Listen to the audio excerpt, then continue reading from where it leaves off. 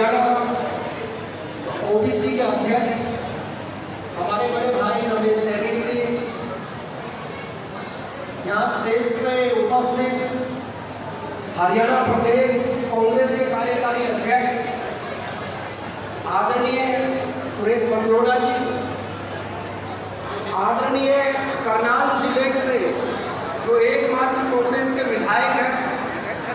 बड़ी मजबूती के साथ 36 बिरादरी की आवाज उठाने का काम करते हैं, हमारे पिता तुल्य आदरणीय शमशेर सिंह गोविंद जी, हमारे भाई जीतराम कश्यप जी, भाई सुशील कश्यप जी, हमारे करताराम कश्यप जी, पूर्व में हल्का हिंदी से विधायक रहे हमारे बड़े भाई